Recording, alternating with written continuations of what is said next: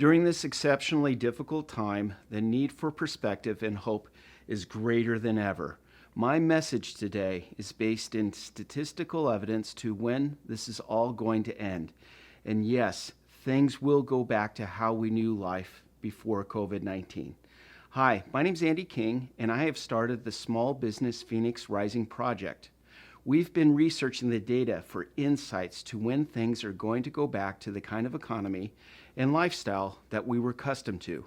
With that said, my thoughts today are truly meant to give you a sense of perspective and hope. And much of my reason for this is to avert what happened in 2009.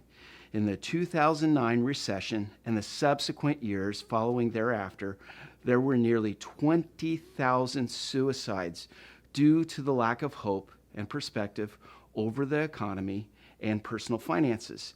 We need to make sure that something like this never happens again. We need to have hope that we will soon be able to go to a dinner and a movie. We need to have hope that one day all of this is going to be a distant memory. And most importantly, we need to have perspective to when all of this is going to end. So I'm going to make an analogy, and if you would please just go with me on this for the next couple minutes. I promise you it will illustrate the importance of my point and will give you both hope and perspective. Okay, so here it is. Each year, nearly 30,000 people die from being in car accidents. There's no mystery here. We simply drive too fast. So to bring that annual death total down, what if we lowered the speed limit to 20 miles per hour? In fact, what if we placed governors on all of our cars that limited them from ever going more than 20 miles per hour? The direct result would be a 99.5% decrease in death. By making this one simple adjustment, less than 150 people would die each year.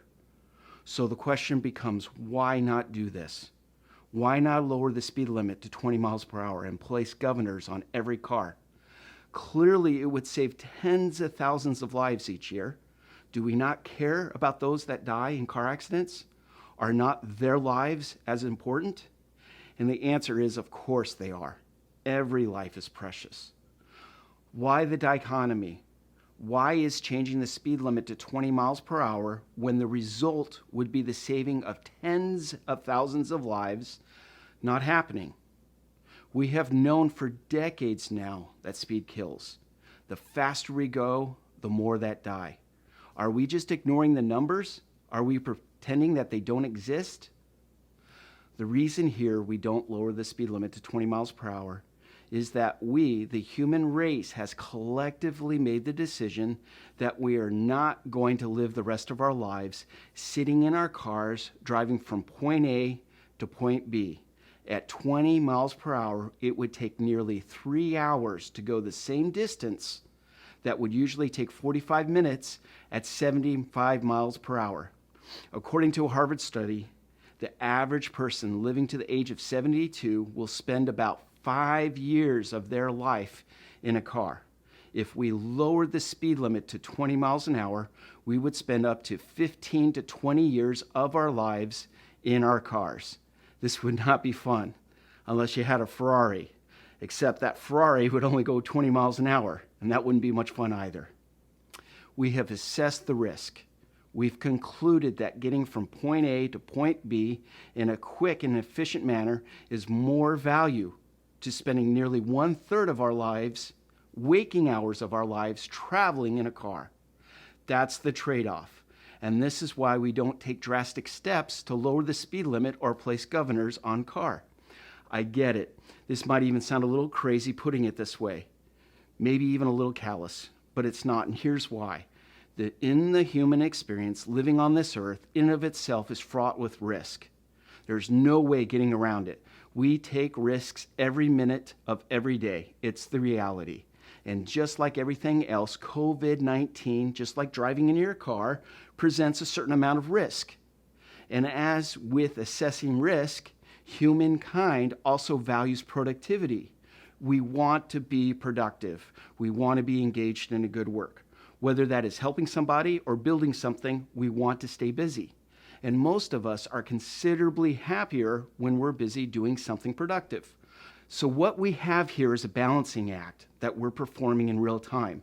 The risk that COVID-19 presents weighed against our innate nature of wanting to be productive and having successful lives. These are two competing forces that are fueling this fight. So when does the fight end? The fight ends when we collectively assess and mitigate the risk that COVID-19 presents. Once that happens, we will go about our lives just as we did before all this went down. So here's the perspective and the hope.